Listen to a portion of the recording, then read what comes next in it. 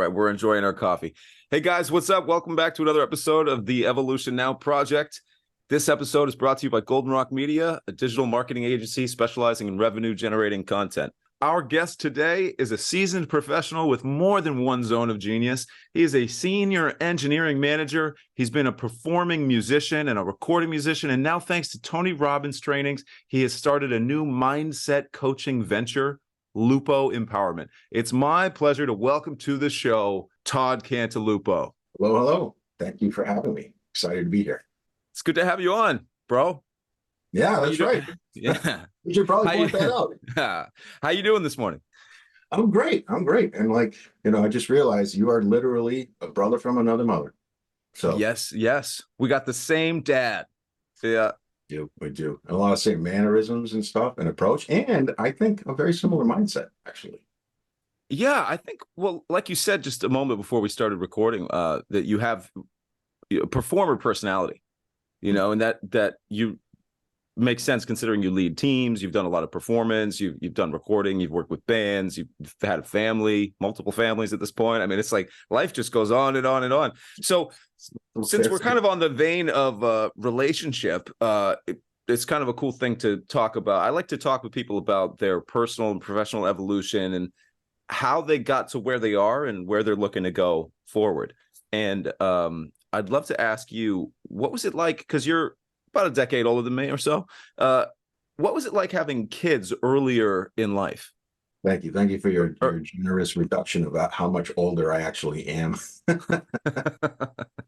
Yeah, I'm 18 years your senior. Oh, wow. What was it like having kids at a relatively young age? Yeah, because I guess a lot of people kind of were it's all over the place. Some people have kids young, some people have kids later.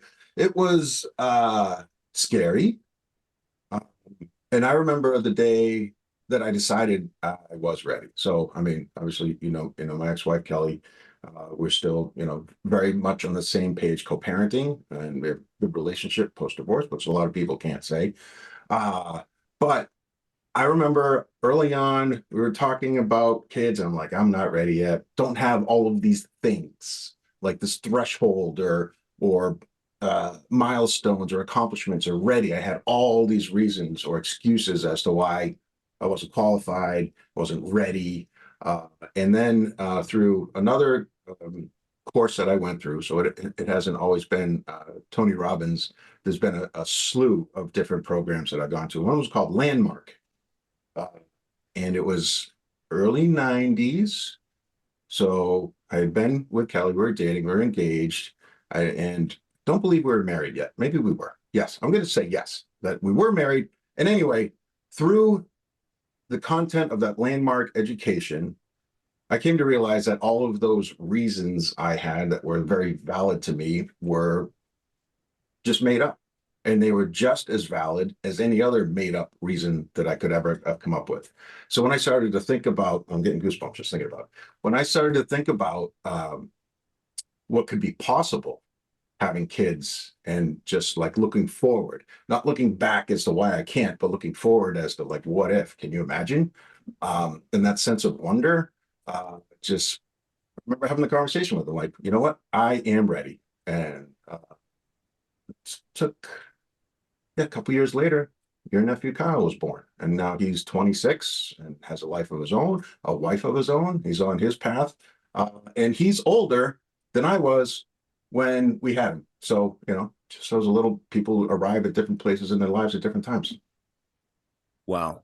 It's a lot to think about. And it is one of those things where you're not ready until you start, and it's the beginning it's just doing the thing that makes you ready. I have an apprentice for my company over the last week, and he's 23, and he had a baby last year. Wow. It's just so many different life paths. So you were around that. You actually you're probably around that age. What, 22, 23? I was 25, actually. Got married at 23. And yeah, Kyle was 25, 1997. Wow. 97. Yeah. Very interesting. Yeah. I can't believe this. My nephew, because I'm in my early 30s and my nephew is in his mid 20s and he's now married, It's very interesting. For our audience, for the benefit of people thinking about their personal evolution, What were some of those things that you thought were reasons that you couldn't have a child and start having a family in that way? And what was it that you were thinking about when you said, actually, that's not even true? Like that you couldn't afford, like, what were some of those things that came to mind? Yeah, afford was definitely one. Like like I'm only making X number of dollars. I don't have a degree. What about, our cars and, driving piece of crap cars, and are we going to be able to upgrade them? What about my skill set? I mean, I had, depending on the lens I'm wearing, I can look at my upbringing as amazing or horrible. It all depends on what you focus on, right? So at the time, I was looking backwards and remembering all the things that, like, oh boy, I don't think I'm qualified. I didn't handle this situation well. I didn't handle that situation well. What am I going to teach somebody? I mean, You didn't handle situations well when you were a teenager? No, Figuring out this crazy world? or even now, it's all how you look at it. And I think the second part of your question was like, what changed, or what was. Yeah, how did you see those things differently when you realized that they were either irrelevant or untrue? I think because what you said is they didn't matter. Yeah, what bubbles up for me is now isn't the time, and that becomes. I think that is something that limits a lot of people. Like, for example, I'm going to make a guess here. I don't know if this is true or not. Have you had guests lined up for your podcast, and then at the last minute they're like, "No, I can't make it"? You know what's actually funny? No, the answer is actually no. Oh, good. Oh, yeah. excellent. No, I've never had anybody cancel last minute. I almost did. Yeah, actually, to be honest, my incredible co-host, there's been a few times where he's had something come up. Actually, myself as well. It's more about life getting in the way of, other things taking priority, because this is our passion project. It's a side project. Mm-hmm. It's a hobby, but it's also something we love to do. And I'm leading the charge on like the branding, the development, like the editing and social media content creation aspect of it. Yeah. And that takes a lot of time. And so, but we just keep, to use a sports business analogy, we just keep kicking the ball up the field. There you go. Keep moving forward momentum, progress, all those things. Yeah. Yeah. Because I mean, I'll admit, when I saw the invite pop up on my calendar yesterday, my habit, my lizard brain, whatever you want to call it, was like, you're not ready. What do you that's tomorrow. You don't have your website in place like you wanted to. I had all these reasons that were starting to cue. And then I was like, just hold on a second. Took a minute to breathe and realize, like, okay, what do I want out of this? And it's an opportunity to see you in your element, which is awesome. And thank you. Oh, thank you. This is my first podcast, so it's like, let's have a conversation, see how it goes. Oh, this is the first one. My first podcast to pop your cherry on the podcast experience. so far, I'm loving it. Let's see, can we get it to work? Right in the middle. Right in the middle. There we go. There it is. Yeah. You got to tell me which app that is, or that's native to Mac in the new update. It's in the new Mac OS. I truly believe they downgrade when they upgrade, and we could talk about that a little bit later. But I wanted to ask you something about Landmark. So you did Landmark in the 90s. What was your experience like? Because I've heard a lot of people talk about it as a really profound thing, and a couple of people also talk about it as if it's a slightly like cultish. I was gonna say cultish business thing. But for me, anything that is powerful can have the appearance of being cult-like, because the people that are in the thing just they praise it to all ends, like to Tony Robbins fans or Pearl Jam fans. I'm in the cult of Pearl Jam because I just Eddie Vedder all day, man. Yeah, there you go. They have a new release up too. I don't know if you've heard that yet. Oh, I got to check it out. Check it out. Yeah, Landmark. Okay. It was, oh, wow. So many things just flooded into my head, because there were, I remember some of my own personal breakthroughs, like not being worthy. And that showed up when we went for break. I was part of this group, and it was an older gentleman who had a BMW 7 Series. It was brand new. Hey guys, hope you're enjoying this episode of the Evolution Now project. These days, every business needs to have a solid online presence, and it's a good idea to work with an agency that knows how to harness the power of social media and content creation. This episode is sponsored by Golden Rock Media, a digital marketing agency specializing in revenue-generating content. They provide social media marketing solutions designed to harmonize with your business goals to bring you the results you're after. If you want more customers and more leads, Golden Rock Media can help you to develop a content strategy that will bring your business to the next level. Golden Rock Media helps businesses by producing scripted content, ad campaigns, live event video capture, as well as online courses. Find out more in the show notes here in the description or at goldenrockmedia.com. If you mention Evolution Now Project, you can sign up with them for a free 30-minute marketing consultation. Now back to the Evolution Now Project. And I rolled up in my piece of shit 1989 Chevy S10 Blazer with like just rust spots, and our dad will take sheet metal and just rivet it onto a car to keep it on the road another year. I learned that from him, so I was proud of this piece of crap. But anyway, we broke for lunch, and we're going to go out to lunch, and it looked as though I was going to get in the front seat, and I stopped, I paused, and I was like, this is too nice a car. This is like, you're upper class, I'm lower class. I'm going to sit in the back seat. And I was so careful, and it wasn't until later in the week for that particular course where I realized like that was my own belief about myself that was crap. Like I don't deserve, and that fed into, and obviously fed into, maybe not obviously, but fed into that epiphany or decision I came to about having kids. It's like I don't deserve to have kids. I don't have the skill set. I don't have enough. I'm not enough. Yeah, so that was one. Another thing, I remember one day we came in, and the instructor, I can't remember his name. He was just sitting up in the front of the room. There was a big room. I forget how many people, maybe 200-300 people, maybe even not that big. But anyway, he's up there. He's just reading the daily paper, and we're all just kind of sitting there like, what's, are we going to start? What's going on? And ultimately what he was doing was extracting the headlines. There's Maisie. He was reading the headlines and pulling out the drama. Like, the sensationalization, the sensationalism thing, it's so sensational. Yeah. Sensationalization. Yeah, that's absolutelyism. Just add more syllables. Sensationalizationalism. Lee. Don't forget the Lee at the end. Yeah, that's good. There you go. And basically what he was leading up to was saying that there are events that happen, things that happen. He drew it on the whiteboard. And then there's the story you create around that event. And you could have 10 people be part of the same event and walk away with 10 different perspectives about what really happened. And that, just that, because my mind's visual, I see it and I can still see it.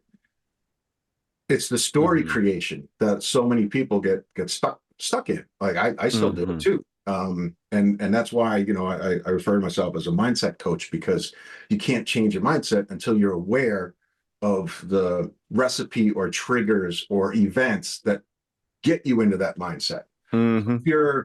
If something negative happened, or there's an event and you created a story of, I could never get into a brand new BMW 7 Series because I don't earn enough money, or when I was growing up, I always heard things like, oh, that must be nice. Oh, that must be nice. Like they don't deserve it. They got it in some shady kind of way. Like, the rest of us, we can't have something like that. So it must be nice.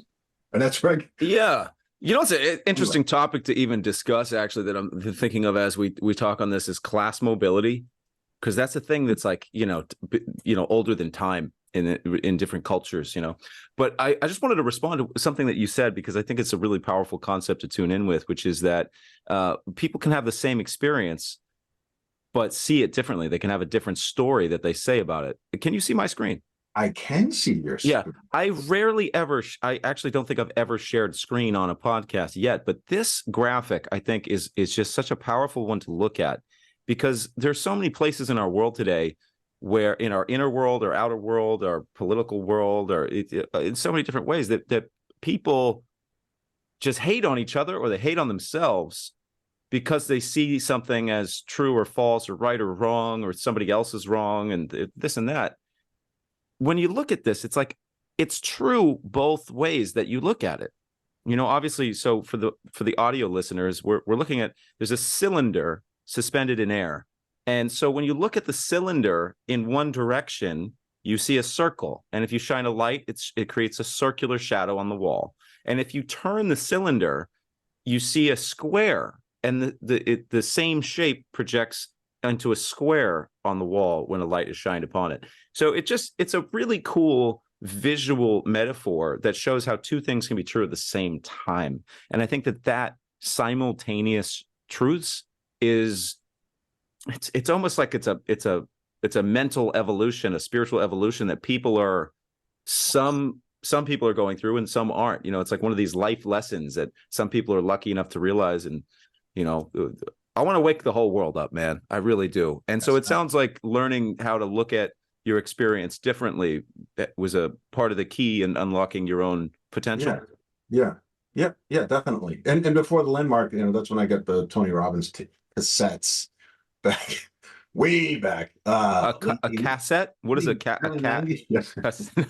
This is his old devotion. You're talking about a Walkman, Sony Walkman, the two wheels, a little bit of magnetic tape in the middle. I used to listen to that on my commutes to work. But to your point about what's true, I think how do I want to say this? The pattern that I've adopted most frequently is paying attention to the questions that I'm asking myself, or the questions I see other people, especially as a leader who builds agile development teams. You tune into the conversations or the words or the language that people use when they're trying to relay a point or whatever. But one of the most powerful questions that I stole from or borrowed from Tony Robbins or whatever is like, what else could this mean? What else could this mean? And even if you're like, I can't believe this person did this to me. This is the worst thing ever. How could you even consider that saying that would be good or whatever? And then just, if you notice it, and you're able to stop yourself, you can take a minute and breathe and then just ask that question a bunch of times. What else could it mean? What else could it mean? What else could it mean? And then coming back to that point I made earlier, it's like however you answer that question could be real. And are you going to choose answers that lift you up, or answers that tear you down, or answers that lift somebody else up, or answers that tear somebody else down? So just through that simple little what else could it mean, it breaks you out of that set default pattern, and then everything else becomes possible. Everything else becomes possible. I love that. What else could this mean? You guys listening out there? It's a secret code. What else could this mean? What else could it mean? Unlocking your potential. Yeah. Go ahead, sir. No, go ahead. Go ahead. You could even be like, what else could this mean? Like, just that little it makes it a little kind of exploratory, a little more curious, a little more innocent, wondrous, like the wonder of a child. Like, how else could I have fun today? You know what that actually makes me think of as well is, I've studied a little bit of yoga and some breath work kind of stuff. And actually there's a lot of different ways that we can tell our parasympathetic nervous system to calm down. One of them is actually like, or, this kind of thing. And so even just that sound, making that sound, it's kind of interesting that you called that in there. Yeah, but what else could this mean? So powerful. Another one of my favorites of Tony Robbins is, if I knew what to do, I'd do this. Have you come across that one? Yeah, that's a good one too. Yeah. Yeah. Oh, that helps me. I mean, if I'm, especially with my creative work, because sometimes I'm looking at a huge project and I'm thinking, I don't know what to do. What do I do next? Well, if I did know what to do, I'd do that. And then I'll edit the title. Okay, I'll trim some of the clips. All right, I'll review the footage or whatever it might be. Or you know what? I need to watch that interview again and take notes and just, if I knew what to do, I'd do this. Yeah. But yeah, so landmark, powerful turning point in your path. But to get back to another point you kind of brought up about that or any other kind of group, the cult-like thing. after I graduated, and then I did the advanced course, and I did that, and then I was driving down to Boston once a week for like the follow-up kind of meetings, and that's when I was like, this has gotten that I'm no longer comfortable. Like I've extracted the value that I'm going to get. I don't feel as though I fit anymore. So that's when I stopped going there. And then it wasn't until a few years later that I started to read about, like this cult thing. But I mean, you can apply that to anyone, especially like Tony Robbins. You see how excited everybody is? Like that can't be real. Yeah. You Yeah. gotta be drinking the Kool-Aid to be that happy. What? Well, have you ever you've seen the movie Yes Man? It's one of my all-time favorite films with Jim Carrey. Yeah, yeah. You remember the auditorium? Yes, yes, Yes. yes. I mean, it's what I mean, it pokes fun at, Tony Robbins is the Coca-Cola, if you will. I think he's a good dude. So, I kind of think Coca-Cola is a little evil personally. They're taking over the world with all the different brand sugars. Yeah, anyway, but he's the biggest brand, and he has the most followers in the realm of personal, personal power and potential and mindset development and personal development, this kind of thing. But yet there's tens of thousands of other professionals. I live in South Florida, spent a lot of time in Miami, and I'm surrounded by a lot of coaches, people that are developing that art and that skill set, and they finding their passion in helping others to develop themselves. So talking about this process of development, actually I wanted to slide in there and just say, so we're talking about like Landmark and other like organizations like this. It's a great business model to create a group that people don't want to leave in order to retain them. As we were talking about like captive market, like at a concert where they're selling water, they can sell it for $10 a bottle because there's nowhere else to go. So it's like, if you can keep people in your circle, I mean, religion's the greatest business in the world, in the history of the world. So we could talk about that another time.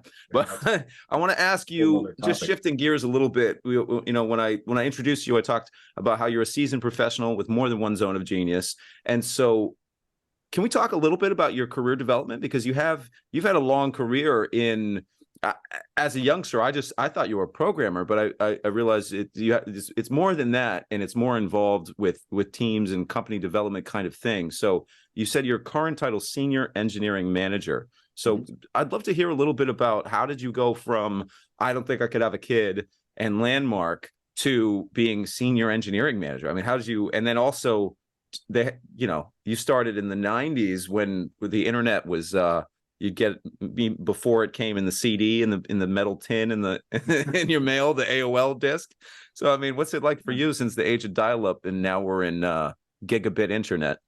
Yeah. Now you complain when things don't render instantly. Yeah. Okay. No, that's a great question. And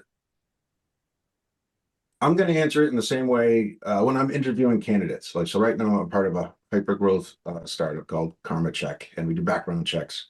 And when we're growing rapidly, that's how I was able to get in. So when I'm interviewing candidates, I basically describe my journey from where I started to where I am now. So back in the day, when I got out of high school, I'm going to take a year off before I go to college. Mm-hmm. That didn't happen. 5 years later is when I started to go for my degree. And so I had a full-time job. I was doing shipping and receiving. Wanted to make more money. And that's going to be something I'm going to say a lot. Wanted to make more money. So what's possible? How do I make more money? I started building PCs instead of just shipping them. We were building OEM PCs at the time.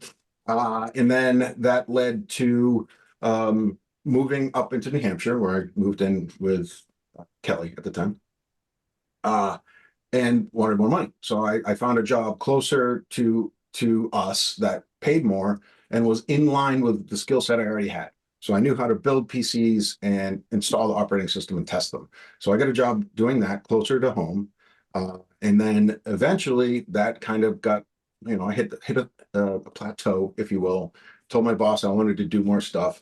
And one day he threw an HTML editing software box at me. He's like, hey, we need a website. And he threw this called Hot Dog Pro 1.0. And I built the company's website. And I was like, oh, this is kind of fun. I like this. I put some code into this thing and then it turns into a picture on And like, that's cool. So it was an instant kind of, I build it and there it is. I build it, there it is. That was kind of neat. And that led me to realize that I enjoyed solving these technological problems.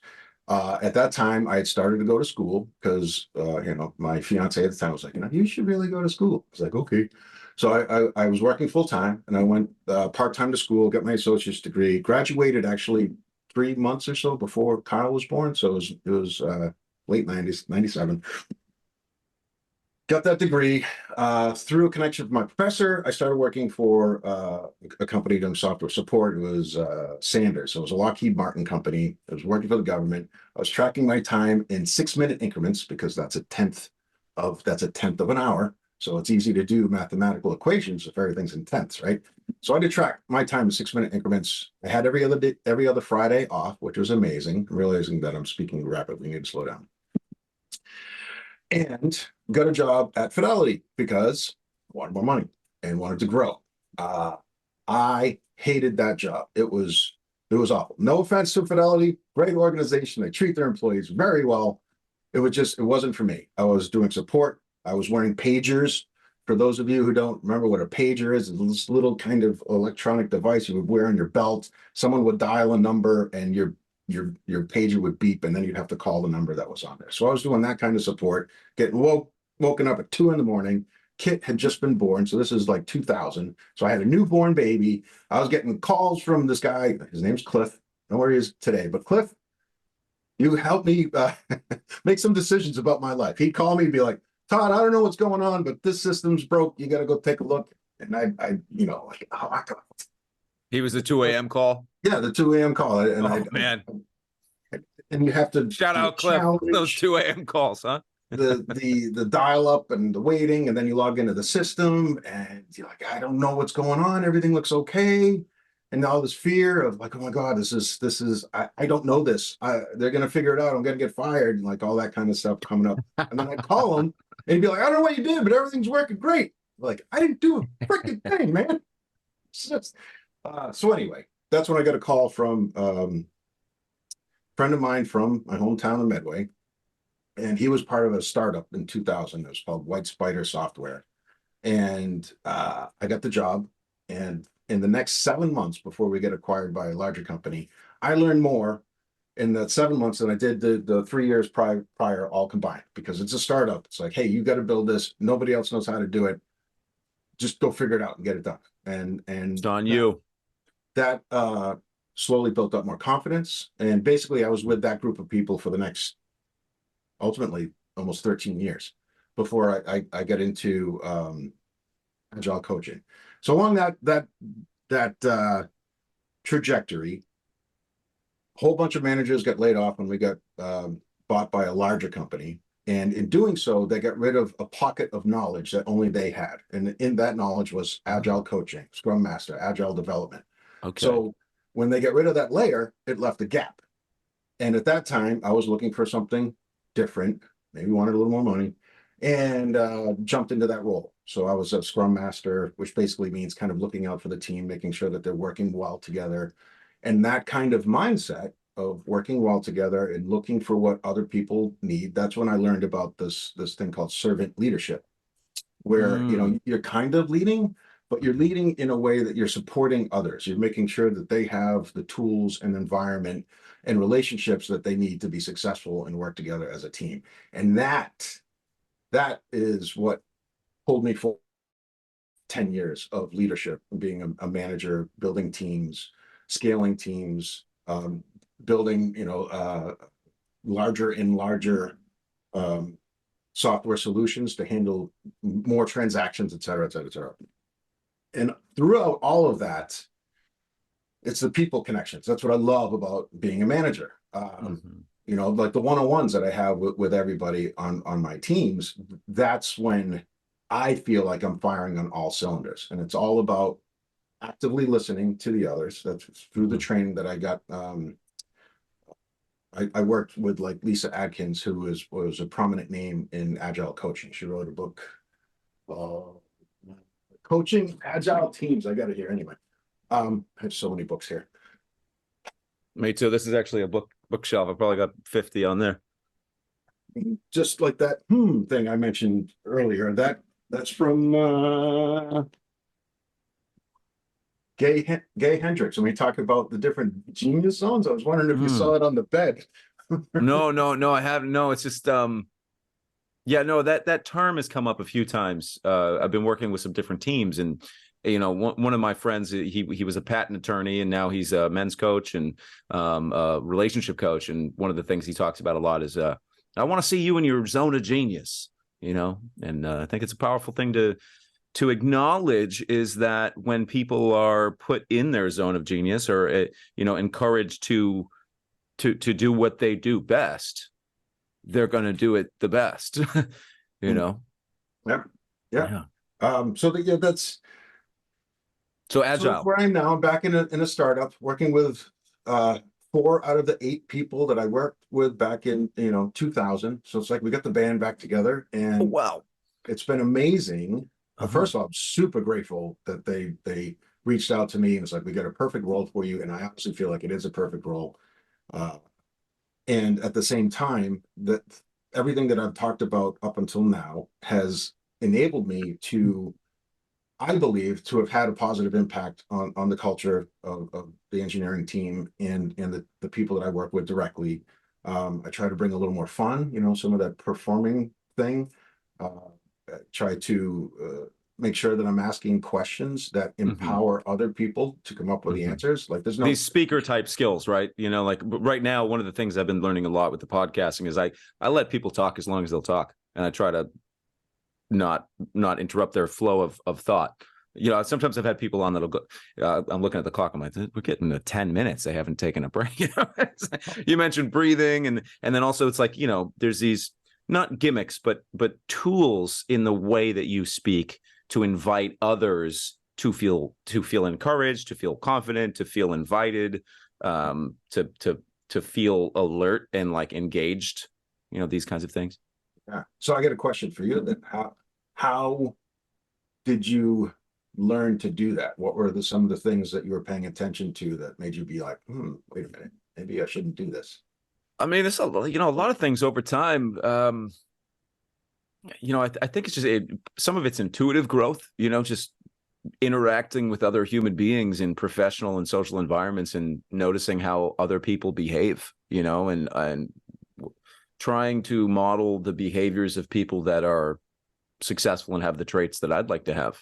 Even I watch a lot of interviews with celebrities, to try to think about like, how does somebody get to that level of success, like a Brad Pitt or a Matt Damon, if you will. These people that are, they've had success after success after success, and when you watch them speak, they're charismatic. Or like, I think there's, if you look at like a talk show host or somebody like Jimmy Fallon, for example, he's loved by so many people. And I watched an interview where it was like one of these faceless YouTube, or a YouTube video where they were describing charismatic people, and one of the topics was what has made Jimmy Fallon so successful. And he's always, as he's talking to me, he's always laughing, he's doing this and that is, I mean, he really does laugh a lot, and it's encouraging, it's disarming. He's also very self-deprecating, he's like, I shit myself one time on a bus, it's like, you know what I mean? It's just funny. Yeah. So I think that, I don't know, would you say that answers the question?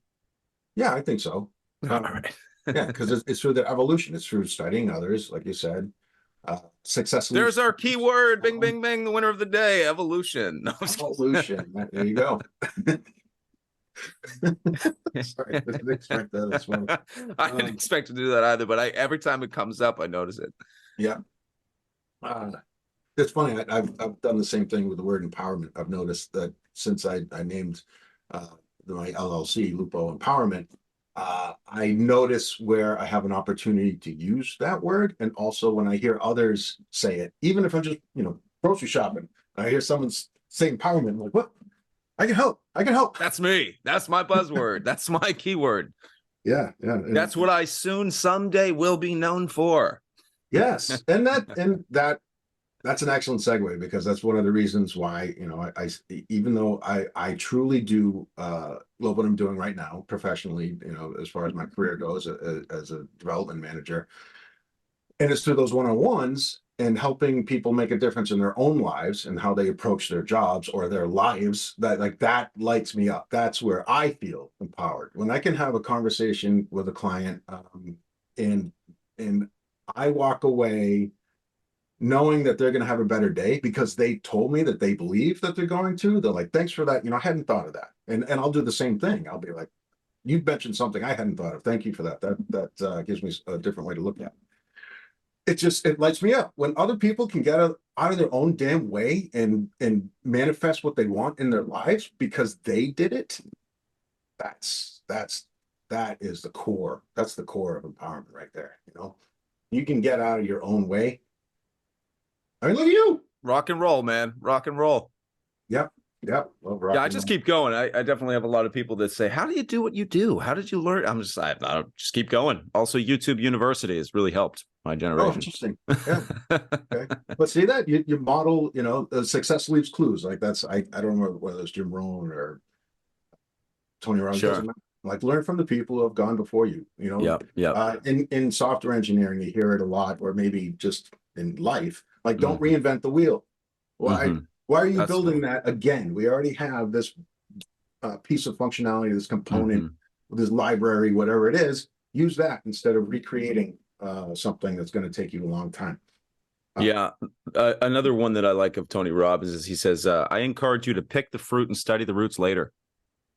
Oh, interesting. I hadn't heard that one. Yeah, some interview I saw with him, and he's, it's like a lot of people will try to go deeper into a knowledge base or try to understand the origin of a concept, or it's a metaphor that you can interpret in a lot of different ways. But the idea is that like you don't need to know it all; you just need to know what you need right now to make the next step. And that's pick the fruit, and study the roots later. Yeah, That's one that stuck with me. He must have 1,000 of them at this point. Oh yeah, yeah. And the 10,000. what you just pointed out, it's just like take that next step and move. And you actually earlier when you were talking about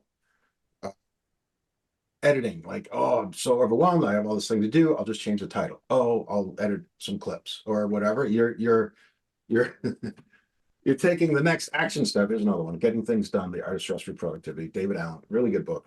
Biggest takeaway for me is the 2-minute rule. If you have something pops into your head, it's going to take less than 2 minutes to do it immediately. Why wait? Mm-hmm. That way you don't have all these things accumulating in your head. Anyway, you gave a perfect example of that. Oh, I'll go change the title, do all those things that you listed as an example, take the next action steps. Some of them probably took less than 2 minutes. And then at that point, you've got your momentum going, you've got your progress, and then you can see the finish line and you just keep going. You're in your genius zone.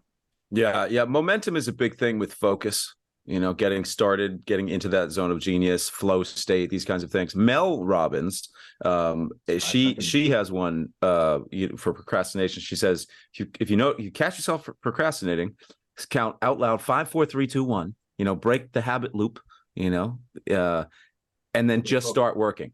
Just start and work for 5 minutes. And, and she famously will say, 80% of you will keep going, and so it's like, just stop. Okay, I'm going to work for 5 minutes. And it's just little steps, right? Like if I change the title and I shift this around and then this and that, deciding the next step. So talking about next steps in life.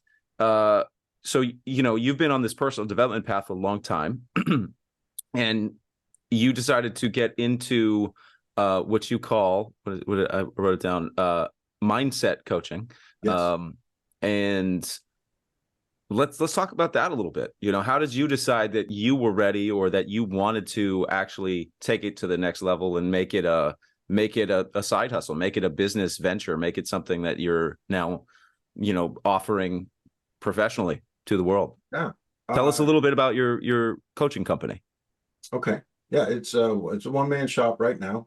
It's called Lupo Empowerment, and I am a mindset coach. And ultimately, my goal is to empower you or anybody, organizations, teams, to get out of your own way. Stop knocking yourself down when you're getting momentum going, or recognizing where some habits or patterns may have benefited you in the past, but are now slowing you down. And the reason I feel like I'm empowered to do such a thing is because it's been my focus since I was 19. Uh, and the different ways that's brought up in my life are the different people I've studied, like, Tony Robbins, Jim Rohn, Gay Hendricks, just so many different things, so many programs, so many books, so many tapes, that it's it's something I'm passionate about. It's something that I know I can help other people achieve, get through their own imposter syndrome. So basically, I'm looking to help people who very similar to me in that doubt comes up a lot. You might be overly concerned about what other people think, which is something you can't control, but it takes you a while to increase your self-awareness to be like, this is the pattern that stops me.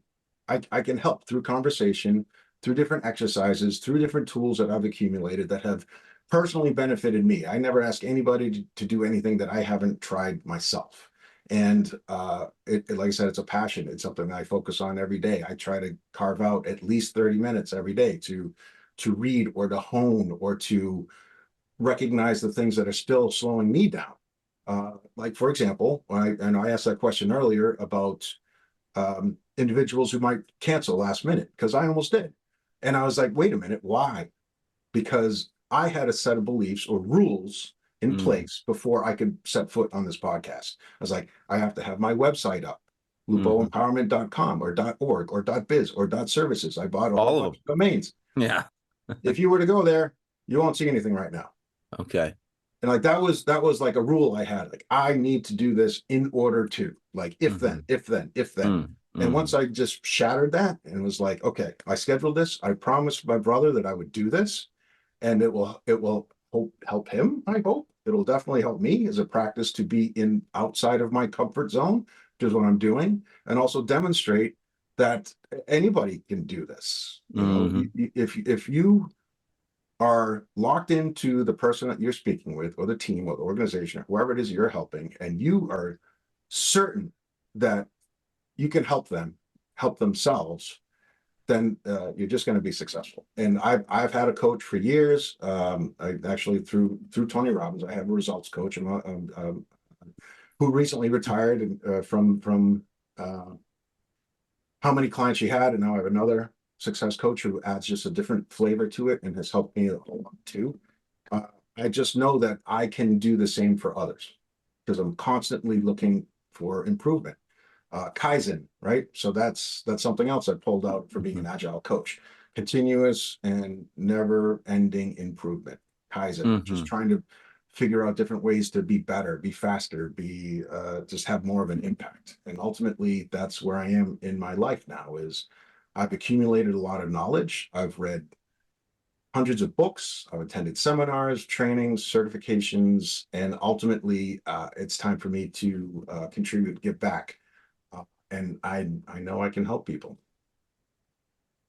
And that's what it's about in life, is finding ways that we can add value for others, because we're all connected. It's like kind of the Bob Marley thing, man. It's the one love. We're all connected, So when we help others, we help ourselves. So one thing that I've heard in the past is that, you only need to know like just a little bit more than somebody else to be able to benefit them. Right. So by going through these steps and learning all these tools, reading all these books, you have developed quite a lot of knowledge and experience in the realm of getting out of your own way and moving towards your potential, your ever increasing potential, if you will. And so, I'm excited to see your evolution as you develop your coaching venture, because I know that, some of the words of wisdom that you've shared with me over the years have, they've really bounced around in my consciousness and helped me to evolve and to become a better person. So thank you. I appreciate that. And talking about the last minute cancellation, when my co-host Damien, he's a professional actor, and so he had a really important interview, not interview, that's business. What is it called when audition? That's the word. I hope you're doing a great job today, Damien, and I hope you get the part. But yeah, I also was thinking. Say again. I just want to say like that he canceled because he had something he's super passionate about that he needed to prioritize to get to where he wanted to go. And even that, having that distinction, because he could have been like, I committed to this podcast. Yeah. And I tend to overcommit. which has been a benefit. You know, it's a, yes, I can do that. Yes, I can do that. Yes, I can do that. Helps young people and people early in a career to get experience. It's like, yes, I'll do it. I'll do it. I'll figure it out. I'll do it. I'll figure it out. And then there's the, you know, to level up is actually the paring down of, no, I'm too busy. My prices are higher. I'm not higher. I don't take on anything that's within the next 2 weeks. You know, I only schedule a month out, or, you know, it's people, every time you level up, you have to become a new person and develop new habits, new systems, new approaches. But there was something you said, I wrote it down. Well, we were talking about the canceling last minute and then getting to the next step in the coaching. I might have lost it, but I want to ask you, I did want to throw out there just the concept of, I like to look at everything as practice, even if the stakes are high, even if I'm going or I'm having a sales call with a client that I really want to land it. When I look at it as practice, and I know that there's always another, it's this or something greater. If this doesn't work out, then this is going to work out, you know? And so like this episode that we're recording right now, at some point, this is going to be in our past. This will just be a practice. This will be an experience in our bag of experience. And so by just going through the process, we're building a history for our future self. You know, this is going to be that podcast that you did months ago, sometime in the future. And then you'll look back on it and you'll hopefully see your progress in that. So just want to touch on your business just a little bit more. So what are your ideal clients? And what are some of the strategic offerings that you have to them? If a potential client was one of our listeners on the show, you know, who are your ideal clients? My ideal clients are people that feel like they're just, there's more. And you can't even put a better descriptor on it. It's like this feeling, the sense. It's like, you know, in your chest sometimes. It's like, there's more. I can do more. I can accomplish more. I can help more. I can have more of an impact. I can have more freedom. There's just something that is just like, just feels like it's just out of your reach. And, you know, that's how I lived for a really long time. It's like, oh, I know I want to have more of an impact. I want to help more people. And then immediately, like, but, you know, I don't have the right education. I don't, you know, here's what's missing. There's a gap. And I can help through conversation. Oh, get rid of that thing. Let's go back up to this way. Here we go. Okay, fireworks. Yeah. Rock on. That desire for more, right? But you might not really know what the next step is going to be. And it isn't until you pause and reflect and really get clear on what you enjoy doing, or where you're the most fired up, or where you try to avoid things. And just looking at different scenarios through different lenses, and there are different techniques, whether it be journaling or whether it be asking a question, or keeping a track of your emotions that you experience, and then looking back over that and looking at the patterns, like, wow, boy, I sure get angry a lot. That was me. I you know, had a temper. And I don't know if Dad will ever hear this, but, you know, growing up, I saw it and I modeled it, and it's just he used to have quite the fury inside. Yes, and I did too. And it doesn't go away. It's there, but through recognition of patterns, of triggers, of increasing your self-awareness to recognize, like, oh, I remember when this used to like piss me off, like rage, like immediately. And now I'm just like, huh, that's interesting.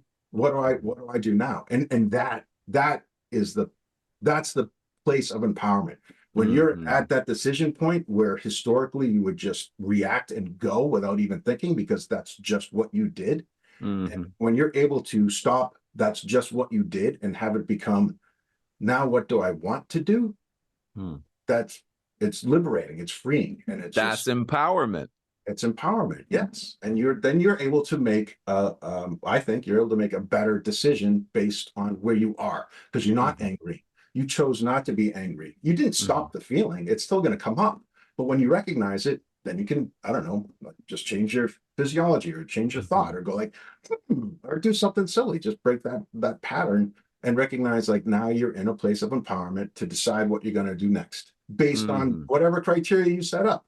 Doesn't matter. It's not my criteria. It's not somebody else's. It's, what do you want? How do you become happy? What are those? What's that recipe like?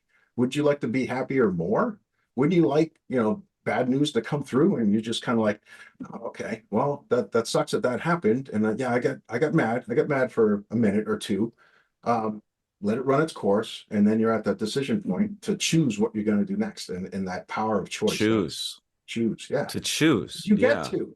You get to. Yes. Because a lot of life is about, I mean, ultimately, we've got a flesh suit and we've got some inner programming, and the life that we live is a sum of our actions, and our actions result from our habits, our behaviors, our thought patterns, which are thought habits.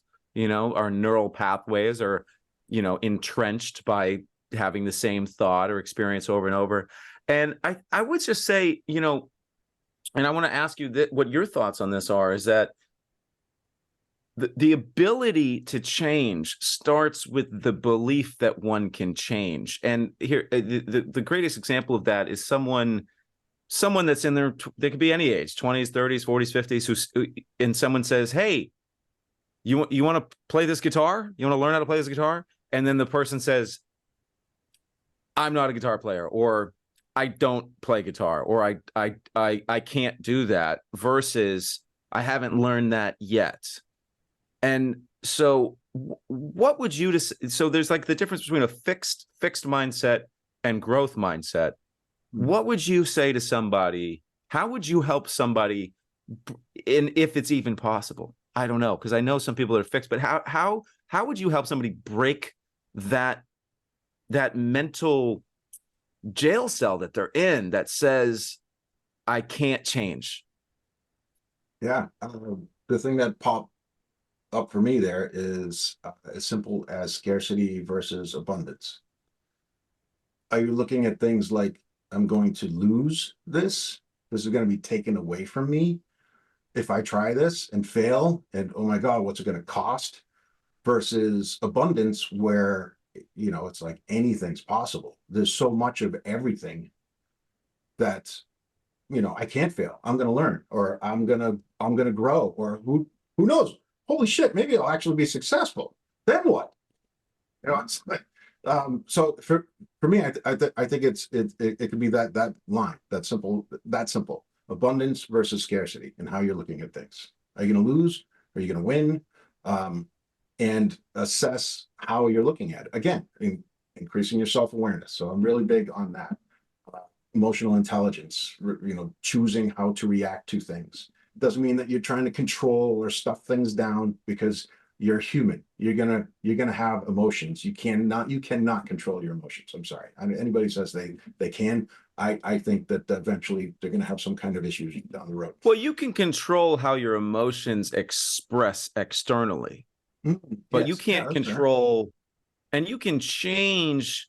You can train your mind and your heart to tell yourself a different story when something happens, which can lead to a different emotion. Yeah, that's fair. That's well said. In a moment, if you're feeling something, you can't just not feel that. Right. Yes. Yep. So anyway, that was a powerful distinction that I made in my life, the abundance versus scarcity. And that's what, allowed me to achieve one of my lifelong dreams, is to have a place by a lake. And it's something I wanted for 30 years. And I finally was able to make that happen 3 years ago, 2 years ago, 3 years, two. Hey, it doesn't matter, because I started to look at things with an abundance mindset instead of a scarcity. Because yes, it cost money. Yes, it was risky. But in the abundance mindset, I was like, what does this mean to me? It means that I have legacy that I hope I can pass down to my kids and my grandkids.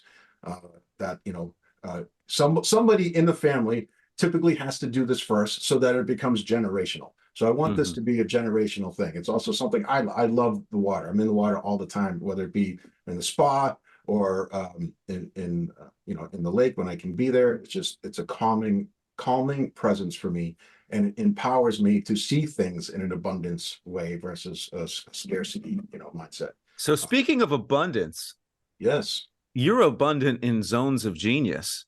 And Oh, I'm looking thanks. at my notes as I was getting into this, preparing for this episode, and I just realized that we haven't touched on music, and Oh my we're coming up to traditional. So this is we're I think this is episode 31, believe it or not, and most of our episodes are around an hour. I've noticed that a lot of other episode podcasts, such as Modern Wisdom, Joe Rogan, other Lex Friedman, some of these podcasts go 2, 3. I've even seen, there was a one, Lex Friedman did one with a guy who he did mortgage fraud and identity theft, and I think the episode was like 5.5 hours. Very interesting, very, very interesting. But I'd love to talk. I don't know how much time you have right now. We could talk for another I got a few 10, more 15. minutes. Yeah, Yeah. 5. But talk to our audience a little bit, because you've been a recording musician, you've been a performing musician, you've done tours with bands around your area. I mean, what's in a condensed version, a summarize, what was your journey with music? Oh, wow. Condensed, summarized. When I was 5 years old, I had a neighbor who would jam with his family. They were very involved with their church, and the mom played organ, the dad played saxophone, and the son played drums. So he had a drum set, and I was like, "Oh, that is really cool." And I used to go and hang out in their playroom where they would jam and play music together and just watch the drums. And he would let me get behind the drums and play. So it was really cool. Uh, and that just stuck with me. And then there was another guy in town who is super talented guy. His name's Alec Anabenedetto. If you had a chance to check him out, he's awesome. He's in a few bands. Anyway, uh, and that kind of came like a little competitive because he's really good and I wanted to be really good. And I ended up modeling my behavior after someone who had already done it. And this guy is really good. He teaches, and actually, he taught Kit's college roommate. That was a small world moment when, anyway, yeah. So get into that high school marching band. Always thought that was cool to be marching down the streets of Medway, carrying my triples or my bass drum or my snare, whatever it was. I said, I was in high school band for 6 years, and I made it sound like I stayed back a couple of years, but no, I joined high school band in 7th grade. So I had 6 years of being in that environment. It was really great instructors. Jazz band, that was awesome. Love that. Jam with my buddies in my room after school, just me on drums, a buddy of mine playing guitar, and we'd play things like Smoke in the Water, of course, Wild Thing. That was always it's just simple songs that were so much fun. Some Steppenwolf, and it built. And then I got into a band when I was 16, and we started to gig at places, and it was really cool to be the youngest guy in a bar playing music in front of people. That just continued, and got more bands, got into some original stuff, did some recording, toured around New England a little bit, and just played a lot of shows. I love it. I love it when you have that sensation of connecting with other like-minded people, performing, trying to, do it as well as you can, and then getting that feedback, that cheer. I mean, when I'm on stage, it's definitely one of my happiest spots, happy places behind the kit on stage. And I miss it. I'm in between bands at the moment, and we'll be looking to get into other bands. But I continue to play, and as you know, my kids are they're all very musically talented, and that's not just for me. My ex-wife's family also has a lot of musical talent, and it's just became a focal point and something else that was a source of joy and passion and interaction and teaching, mentoring the kids. You talk about playing guitar. You start just learn a few chords, and then ultimately you're trying to pick and be like all sorts of fun stuff. Absolutely, And little Eddie watching Van that. Halen. Yes, and it's funny you mentioned Van Halen, because one of the things I'm working on now is learning Hot for Teacher. I wanted to learn Hot for Teacher since it came out, and I just always felt like that's too hard for me. That's impossible. And I have proven myself wrong hundreds and hundreds of times because of all the cover songs that I know and still know. Some of them were super difficult. And I was like, oh, we got a gig in 2 weeks. It's scheduled. There's a deadline. I better learn how to break this song down. That's what I'm doing right now with Hot for Teacher. So hopefully I'll have a recording for you in a few weeks about me playing Hot for Teacher. So it's a source of joy. It's a source of passion, and brings the family together, brings friends together. I mean, you play, what it's like. You love it. I do play guitar. I love it. Yeah, and I'm working on putting together like a set list of cover songs to try to get my first band together. It's something I've never really gotten off the ground, but I've jammed a lot. I mean, I've been playing since I was about 15, and definitely played a lot. And it's definitely also one of my zones of genius. And I there's nothing more fun than performing and seeing people just, you know, letting loose and dancing and having a good time. Yeah. Or when you Really get off great. stage and they're like, I can't believe you played that song. Never sounded just like the recording. It's like, Yeah. some people might be like, no, you need to be more personal, expressive. You can't just play it the way it is on the album. Oh, it depends. I mean, there's if you're a it. purist out there, but the thing is that like music exists in time, you know. So when people record a version of a song in the studio and then people listen to that same recording over and over and over again, they think that's the song. But the song is melody, the song is rhythm, the song is story, lyrics. And so every time that a song is played, it may come through slightly differently. If you've ever seen, you guys listening out there, if you've ever seen your favorite band live and they do your favorite song, it's going to be a little different. But because you have that live experience, you may like it even more, you know? And yeah, so we're very musical. My favorite thing is when people are singing along. I love seeing people start singing. Speaking of singing, when did you find out the meaning of our last name? Oh my goodness. I don't even remember. I was very, very small. I remember that. I remember because our older brother, David, I remember him. I think he was the first one to utter it. And I think it was because he learned it at school or something. So I must have been like, I don't know, 5 or 6. I was small. I didn't know until the late in my teens that Cantalupo meant singing wolf. Canta, and now I'm a Spanish speaker. But I digress, man. It has been a really beautiful episode talking with Todd Cantalupo. His new venture is Lupo Empowerment. You guys will have to stay tuned as he develops that, and we'll keep in touch and keep him in our loop. You know, it's been such a pleasure chatting with you, Todd, you know, about your career, you know, as a senior engineering manager now, a performing musician, and, you know, an empowerment coach. I hope you guys out there listening have enjoyed this show. Once again, this episode is brought to you by Golden Rock Media, a digital marketing agency specializing in revenue generating content. Todd, any final words for our guests and where they can find you in the future, perhaps, as you develop your online presence? Sure.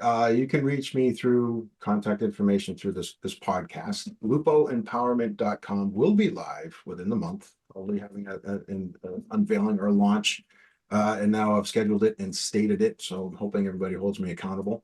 There's a Facebook group, Lupo Empowerment. You get there.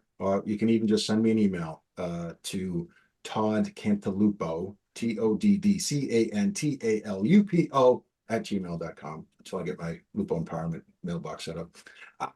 And yeah, I thank you. Thank you, JJ. This has been a lot of fun and eye-opening for me too. And yes, just thank you. Thank you for this opportunity. And I wish you well. I mean, you're already crushing it. I've always been I'll admit, a little envious of your ability to just go and do what you want. You're like, I know that there'll be people who have different opinions, but this is what I want, so I'm going to go do it. You've been all over the world. You've had so many life experiences that I think are really cool. So, well, thank you. Thank you for keeping me in your life.